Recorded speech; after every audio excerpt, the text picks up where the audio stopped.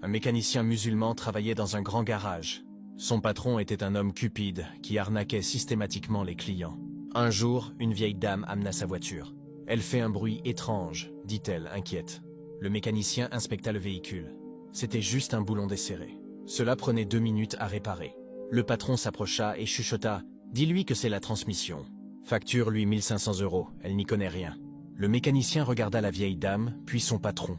Il se rappela que le prophète, paix sur lui, a dit « Celui qui nous trompe n'est pas des nôtres. » Il resserra le boulon, se tourna vers la dame et dit « C'est bon, madame. C'était juste un boulon, c'est gratuit. » « Partez tranquille. » Le patron devint rouge de rage. Dès que la dame fut partie, il hurla « Tu es viré! Prends tes affaires. Tu es trop bête pour faire du business. » Le mécanicien rentra chez lui, au chômage, mais la conscience tranquille. Puis la surprise survint.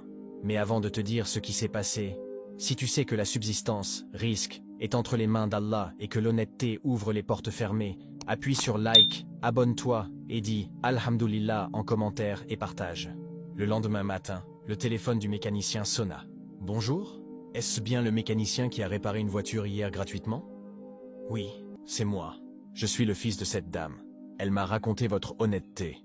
C'est une qualité rare de nos jours. » L'homme marqua une pause. « Je possède une entreprise de logistique avec une flotte de 200 camions.